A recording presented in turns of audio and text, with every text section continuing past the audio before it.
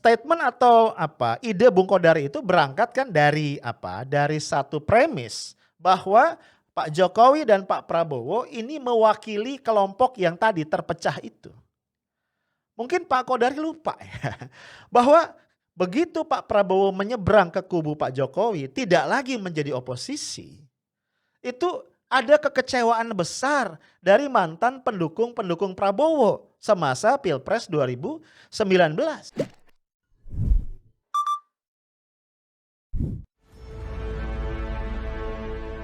Guys, ada berita yang menarik banget dan sekaligus cukup mengagetkan dilansir oleh Law and Justice. Ini portal berita dan investigasi, belum lama ya.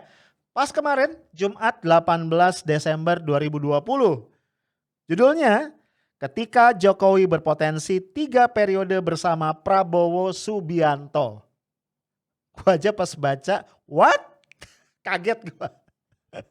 Gue yakin lu juga kaget ya. Tapi jangan komplain, jangan komentar dulu, kita baca ya. Jakarta, lawjustice.co.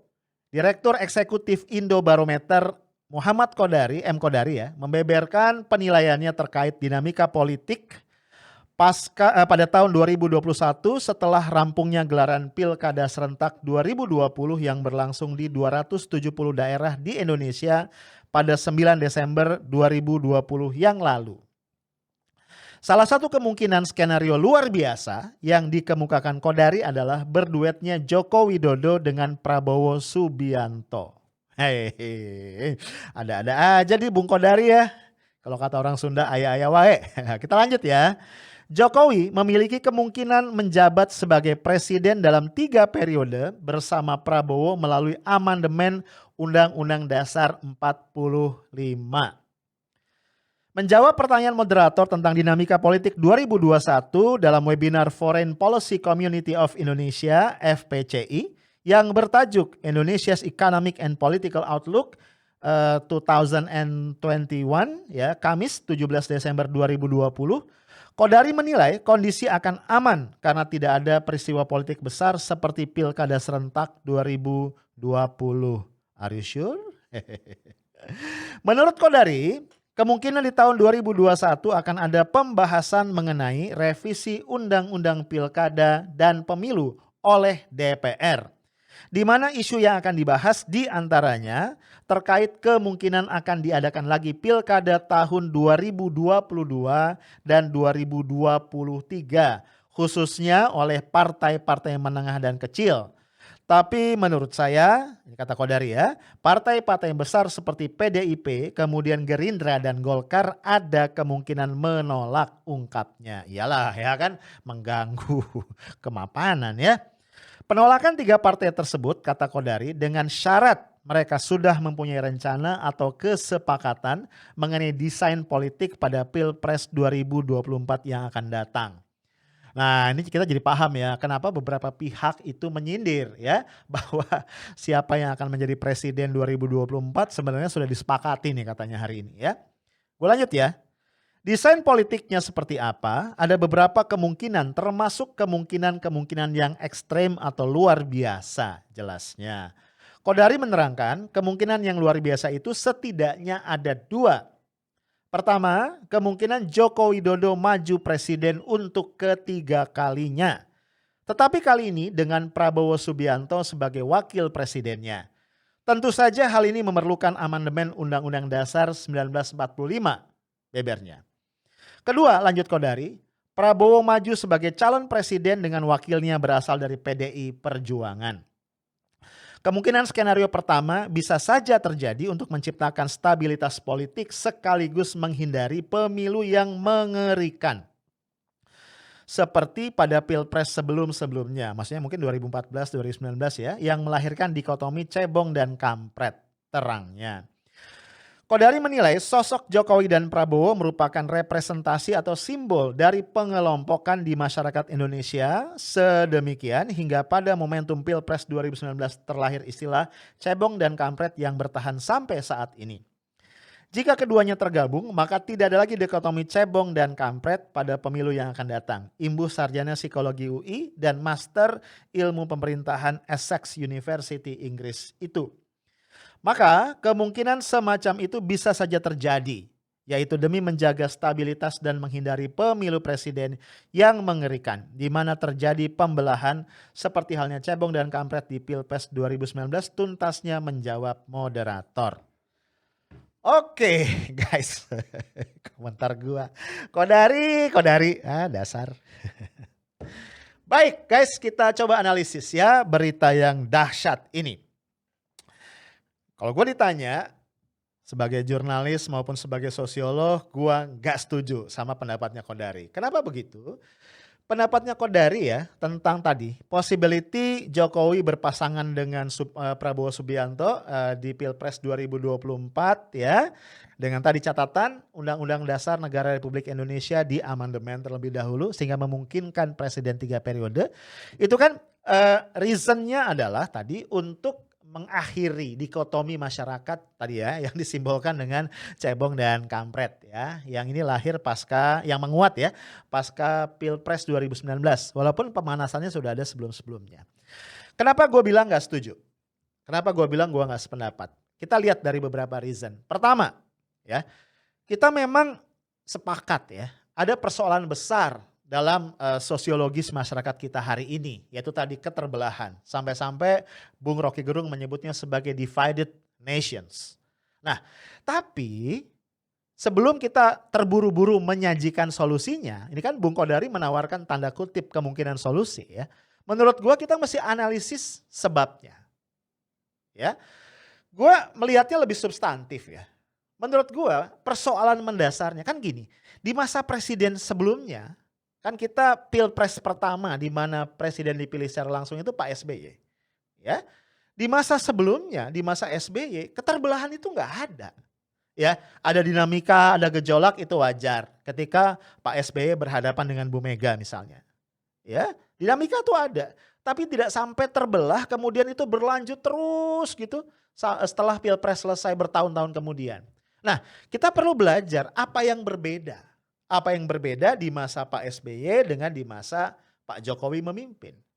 Nah, kalau gue melihat keterbelahan ini bukan semata-mata dampak dari kontestasi semasa Pilpres.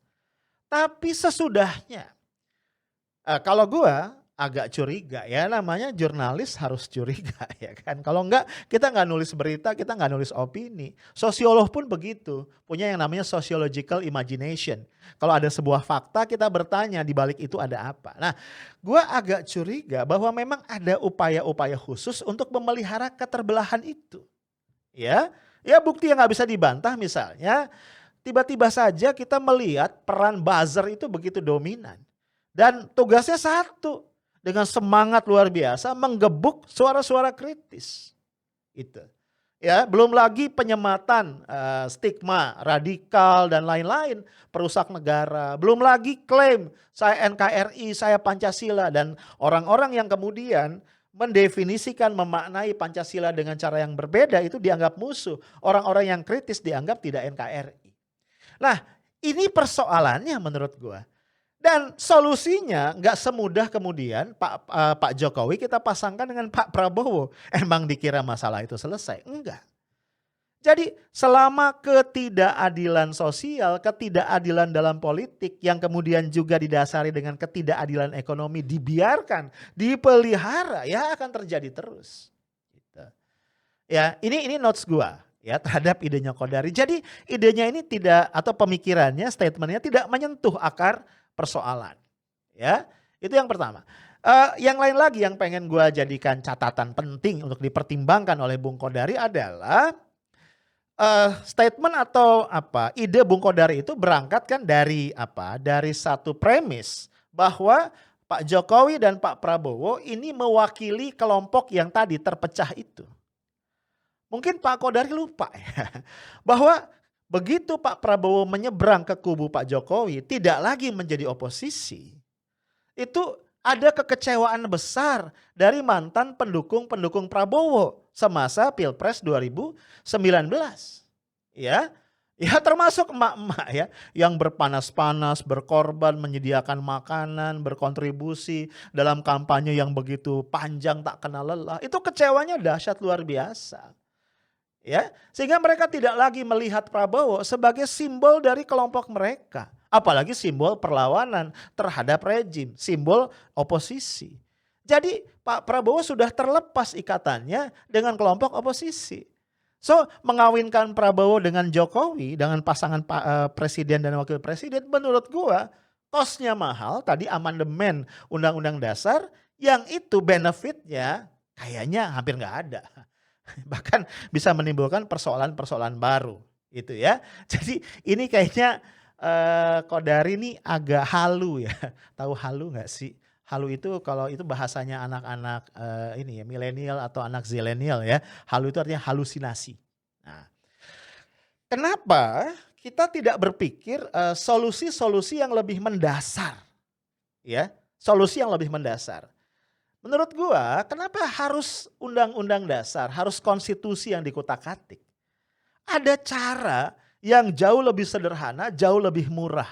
Kalau kita ingin mengakhiri, minimal ya, menekan, meminimalisir keterbelahan masyarakat.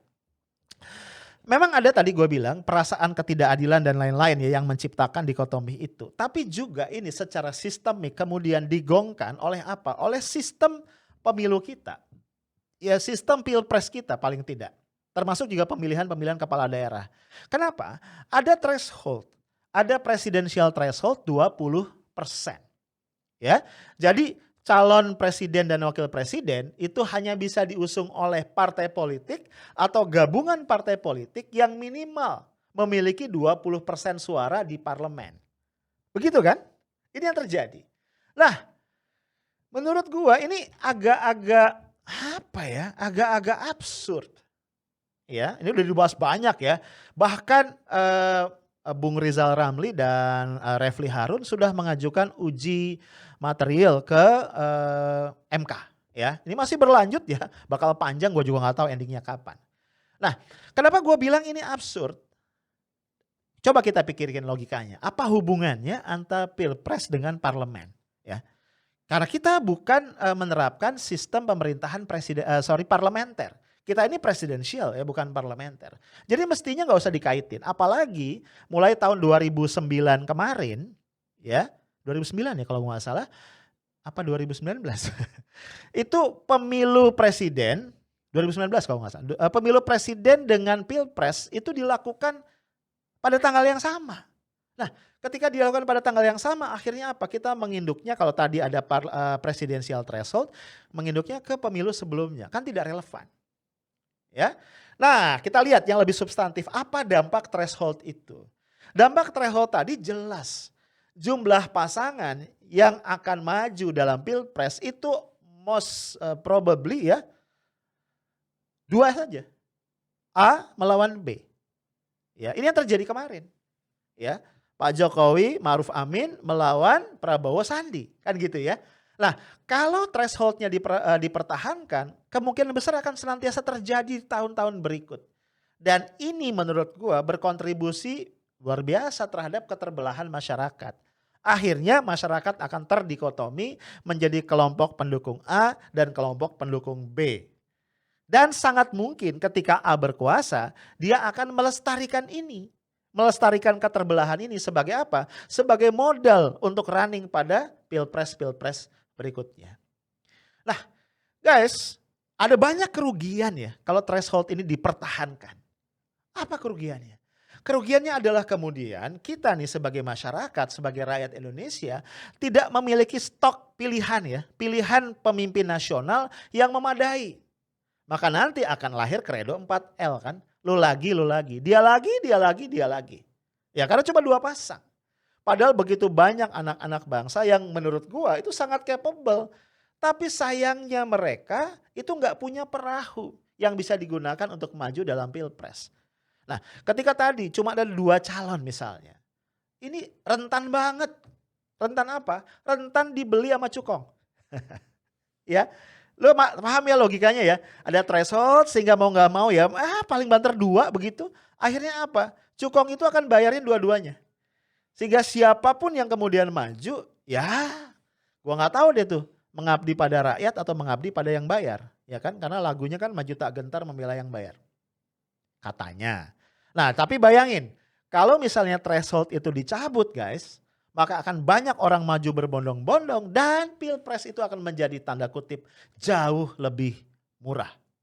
Ya, orang nggak perlu perahu yang besar karena ya tahulah ya, kalau kita mau diusung oleh partai besar yang punya mesin politik yang kuat, pasti maharnya akan jauh lebih mahal. Nah ini yang bikin kalau kata Rizal Ramli, demokrasi kita adalah demokrasi kriminal ya, yang biayanya tentu akan sangat mahal. Jadi kembali ke pendapatnya Kodari tadi guys ya, mari kita tolak rame-rame. Kita bilang Bung Kodari, bangun, bangun, bangun. Ya, kenapa mengajukan solusi yang tidak menyelesaikan persoalan? Nah, ini gue yakin yang paling gak setuju adalah para eksponen 98 yang masih lurus ya. Kenapa gue bilang begitu? Karena mereka nih bersama rakyat bahu-membahu sudah mati-matian berjuang ya menjungkirkan Orde Baru yang otoriter.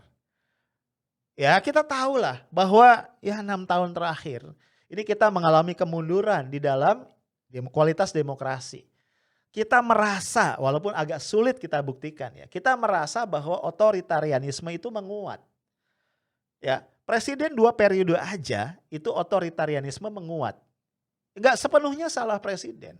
Karena begitu orang jadi presiden itu begitu banyak kekuatan-kekuatan di sekitarnya. Orang menyebutnya oligarki, orang ada yang menyebutnya plutokrasi, bahkan ada orang yang tega menyebutnya kleptokrasi. Gua nggak mau diskusikan itu. Tapi maksud gua, sinyal-sinyal otoritarianisme itu akan semakin kuat ketika presiden bisa menjabat lebih dari 2 periode. Jadi guys, menurut gua, ini kan biasanya nih, ini biasanya. Kalau satu pimpinan dari sebuah lembaga survei udah ngomong, ya lu jangan lupa lah yang kemarin-kemarin ya. Kalau sebuah pimpinan dari sebuah lembaga survei udah ngomong, itu biasanya ya yang lain-lain nih akan banyak yang ikutin ngomong juga.